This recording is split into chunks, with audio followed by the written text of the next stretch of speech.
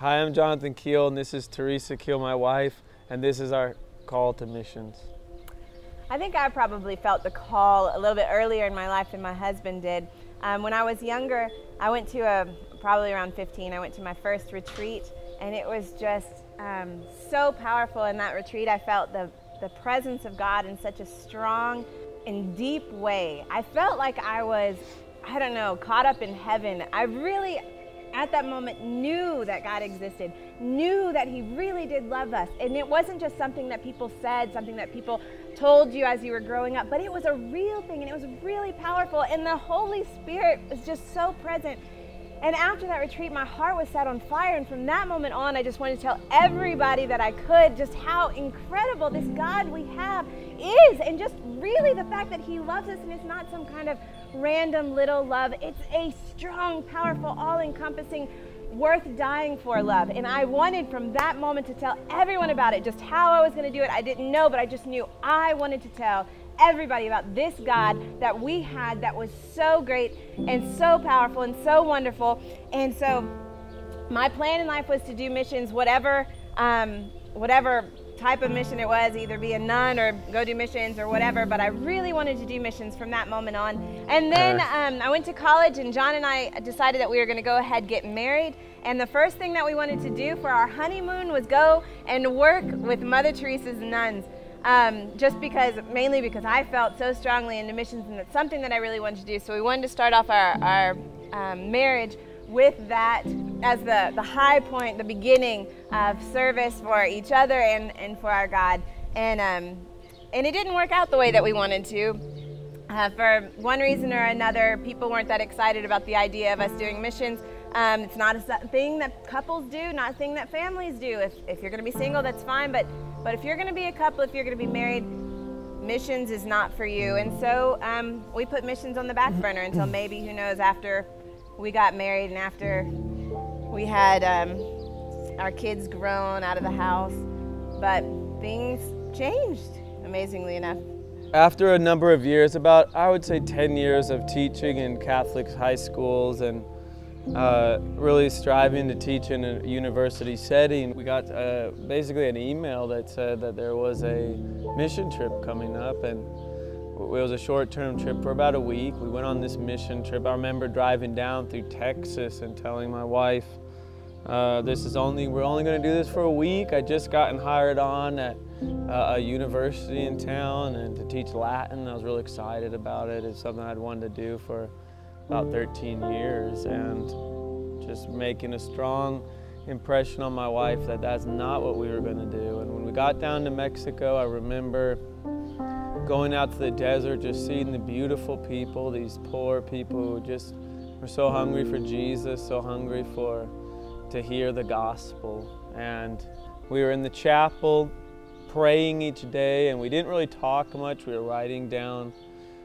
notes, taking notes and journaling, and I just kept getting the same verses. I remember Luke, from the Gospel of Luke, Jesus walking on the seashore and saying, "Come and follow me," and from Mark chapter 1 as well, and the disciples getting up and leaving their nets with their father Zebedee and the day workers, and just feeling that call in a real powerful way, in a way we're not ones that really hear God speaking to us, and so this was something that I wasn't really accustomed to, but I could hear a clear invitation to come on and do missions. And then I remember hesitating, and I remember getting another verse that had all the various people who walked away from the call to bury their fathers or because they had many things, and I just didn't want to be left behind. I wanted to walk with Jesus, to go with Him, to get out on the boat. And I remember we got back to Big Woods after this trip. We were talking to Joseph, our director, and I remember just saying, I think we might be called to do missions. And Teresa broke down and was crying. She was so excited. She's like, yes, yes, yes. And just expecting Joseph to say, you know, you guys are going to wait for a while. But our call to missions was very quick, very urgent. We just felt like it was our time, that there was no waiting. It was just follow Jesus now. And that's what we did. We went back home. One of the hardest things to do was leave my job, to go and tell them, after all what we went through, that I was going to be leaving the high school I was teaching at, and also to call the university and tell them that I wasn't going to be taking the job. They were just really surprised. And to try to explain to somebody not only that you're going to become a missionary, but that you're going to be a Catholic missionary is very difficult to do, because it's not something Catholics do.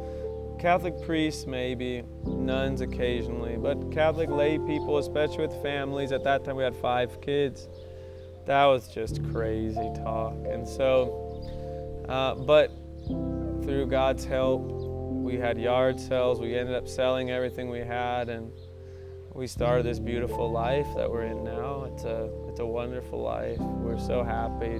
We have another child now, Ezekiel, who was born here in Mexico, and anticipate many years of continuing to follow this call.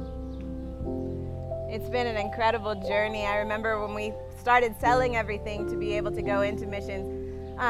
John had just finished quitting his job. We had our first garage sale, which was 2 weeks after he quit his job. And a day or so after we had our first garage sale, I found out I was pregnant with our 6th child.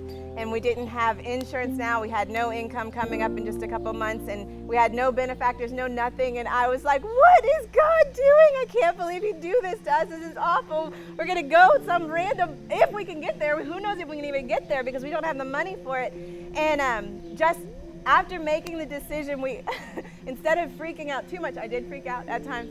I read the story of Peter being asked to walk on water, and as long as he was looking at Jesus, he was walking on that water. But the minute he looked away, the minute he started noticing all the things going on around him, he started to sink. And I felt like that was me, that was us. So we just forgot about all the new worries, forgot about the new baby, all the other problems that could happen, kept our eyes focused on Jesus, and took the next step and the next step and the next step. And then we made it into missions. Our baby was born during our first missionary year, and it was the best blessing ever. And it was just, everything was taken care of. And I feel like for me, yes, it was hard to make the first decision. Yes, it was hard to take the first few steps. But afterwards, we were really able to see God's power. God's power. He really would take care of you. It's not, yes, I'll take care of you, but you really need to do everything. No, God took care of everything for us, and He made our way possible, and He has just been so incredible. And yes, we are doing everything we can to work with God's grace and spread the gospel, but God is working in our lives as well. He is proving to us His power, His glory, His love every single day. And so yes, the missionary life is absolutely incredible, and I love being able to share the Lord with everyone else, but I would have never guessed the amazing blessing, the incredible blessing that it's been for us in our lives, our marriage, the call to missions, the yes to do what God's calling us to. It's just been the greatest blessing being Catholic missionaries. We heard this quote recently. It's our new favorite quote. It was during the beginning of the Second Vatican Council. A cardinal came up to Pope John the 23rd, very skeptical that the council was going to work, and he said, do you think this council is going to bear fruit? Do you think the Holy Spirit is helping you? And he said, no, the Holy Spirit never helps me. I always help the Holy Spirit. He's the protagonist. He's the one who is always in the lead. I simply follow and do what I can.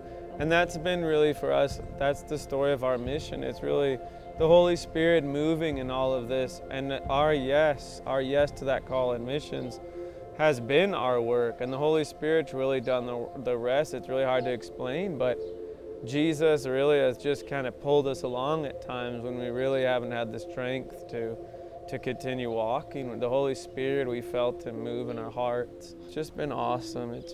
We haven't ever been happier. Our marriage is stronger, our family life is better. We're still not perfect, but our eyes aren't on ourselves, our eyes are on Jesus. We are the Kiehls, and we are Catholic missionaries.